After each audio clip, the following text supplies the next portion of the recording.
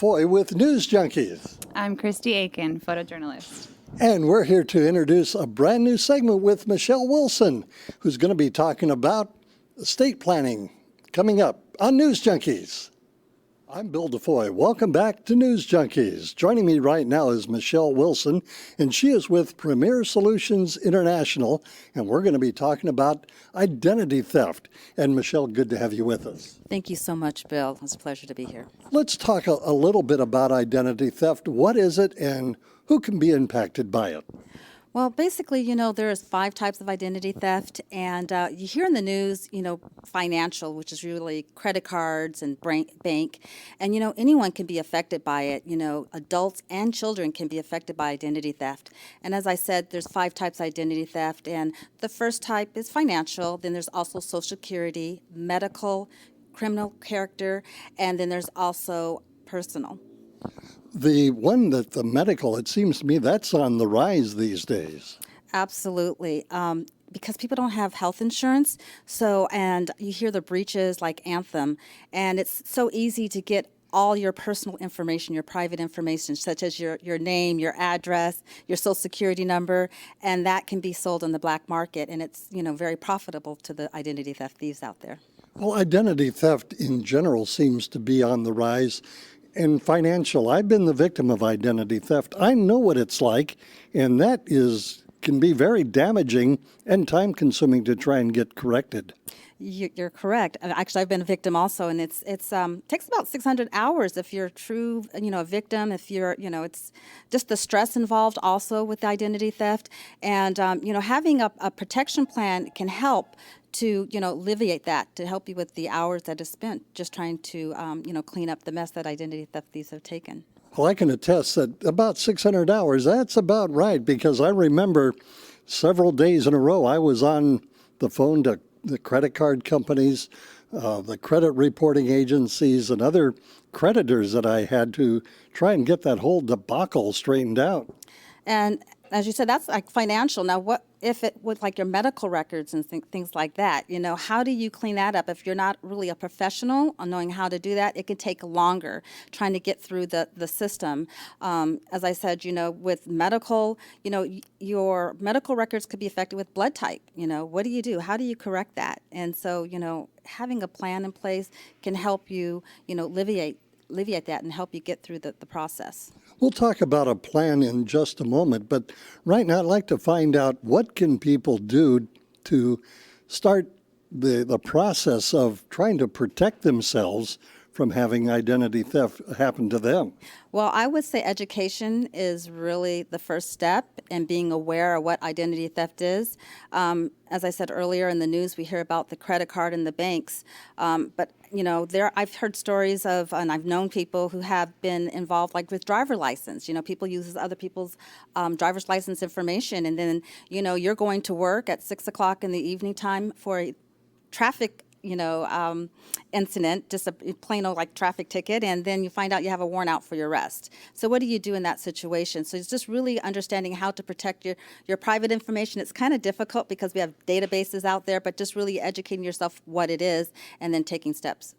Even in corporate America, I mean, you can pinpoint different companies, Target being one, and others that have been hacked by, individuals to steal identities of others, and that's a big thing too. You're right again, Bill. It's amazing how they said it's secured, that your information is secured, but even the IRS has been breached. So how secured are we? It's just a really scary situation these days. It is, and I can tell you from my experience, now, fortunately for me, the perpetrator, was apprehended and put in jail. So in that regard, I'm very fortunate. That doesn't happen all the time. Not at all, and that is very fortunate. As I mentioned, I was a victim about 10 years ago, and I went down, gave a police report, and nothing happened. And, a few years later, I get this bill in the mail that I, had this home in foreclosure and I owed money for this car. And unfortunately, law enforcement, they're busy with other type of crimes. And so I really found myself lost. I didn't know what to do. And it ended up going on my credit report. And what I found is that identity theft is really a legal situation. 70% of identity theft becomes legal, and that was my case because the house went into foreclosure. Well, it's interesting. Now, with me, I know that there was about $40,000 in debt that was racked up. Fortunately, I was not held accountable for any of it because I had reported everything in a timely fashion. But the way it started, somebody had written a bad check on a bank that I had never done business with. And when I went to cash a check at a particular supermarket, they said, "No, you've written a bad check." And I traced it back, and sure enough, somebody had used my name, and that's when it all started. Well, you were very fortunate that the bank was able to resolve that issue. I know a lot of stories where the bank hasn't been able to resolve that issue, and it's really stressed out people because they don't know what to do and that they're held liable. I actually had a good friend who actually had to pay the bank back, even though he said it wasn't me. And so, it's really, it's unfortunate that it's really difficult to prove that you're not you are not the person. And so, we're going to talk about the plans later, but it's a really hard situation these days, just proving that it's not you. It is very hard because law enforcement seems to, at least from my experience, takes a position where you're guilty until you can prove yourself innocent. True or not true? I could say yes, it's more likely than true, and unfortunately you have to go through the process to prove yourself. Like I said, I know stories after stories, and I recently have a good friend who they actually arrested her, and almost lost her job because of it. And it took her 2 years to fight it, on her own. She had to hire an attorney and so forth. So it is a really difficult situation. So if somebody wanted to protect themselves, you said that Premier Solutions has some plans. Let's talk about some of the plans that are out there. Well, really when you're looking for plans, there's really about 4 areas of coverage that you're really looking for. The first is consultation, as I mentioned. You want to be educated, about what is identity theft. It has to do with your, protecting your driver's license, your social security number, and even minors are affected. What do you do with minors? How do you protect their information? And then the second one is privacy monitoring. You want to be able to have a plan that monitors your name, your email addresses, your home addresses, passport, social security number. So you want a program that's able to monitor all that. And then you also have security, as I mentioned, the financial. You want to be able to, have them look at your bank accounts and your credit cards. You want to be able to monitor all that. And even going back to, social media is really proper these days. So I hear stories all the time while people are, just taking pictures off of someone else's profile. So you want to be able to monitor, have the web presence and monitoring. And then from there, you also want what we call is restoration. And restoration, there's really 2 types of restoration. The first type is, you can get a plan where they will monitor your credit, basically. And then if something happens, you get alert, you call them, and they'll send you a packet in the mail, and then they're going to walk you through. It's kind of do it yourself. And then the second type of restoration is where you actually have the provider do the work for you. So, you can give them a limited power of attorney, and really it's just the peace of mind that you just, make one phone call and they will go to work and clean up the mess. And so those are the different types. And then also 24-hour monitoring.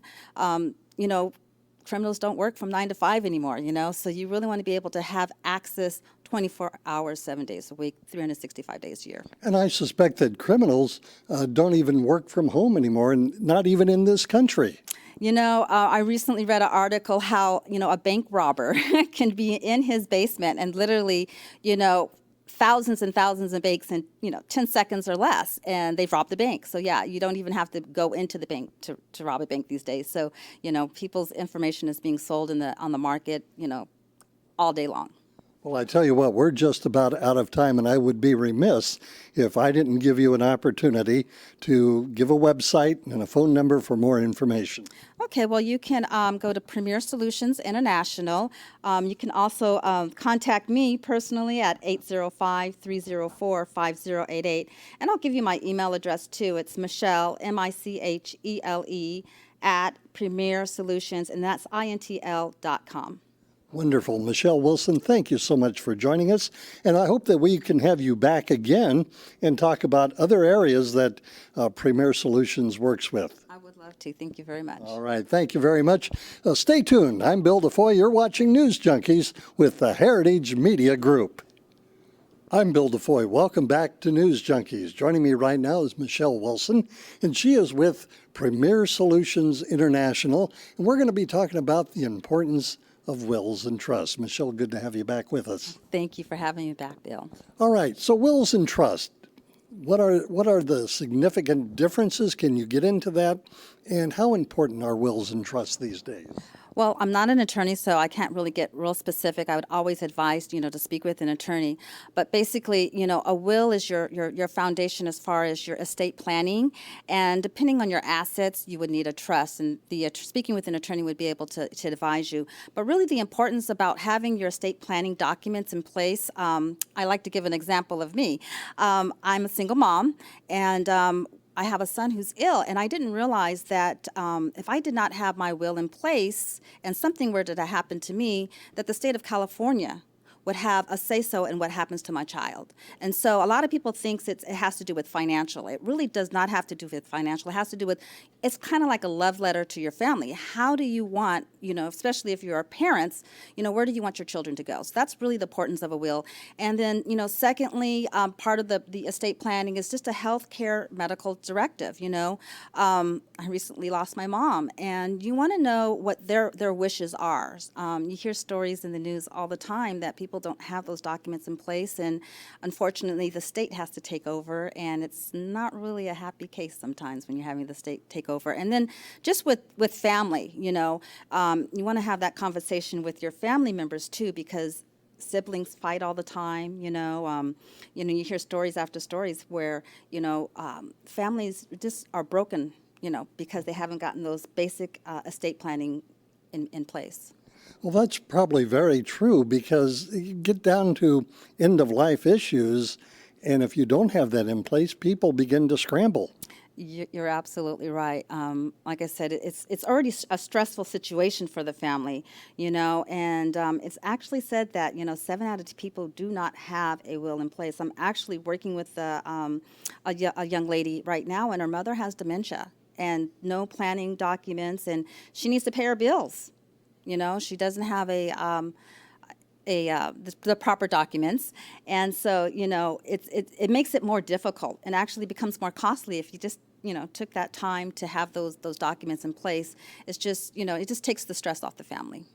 Well, that's very, very true. And with Premier Solutions, I would suspect that you have ways of helping out individuals. Yes, Premier Solutions, we are a premier provider, and we actually work with 2 companies that provide services and one of the services are a network of attorneys. So yes, you can contact me, and I would be able to, basically get you connected with the proper, estate planning attorney.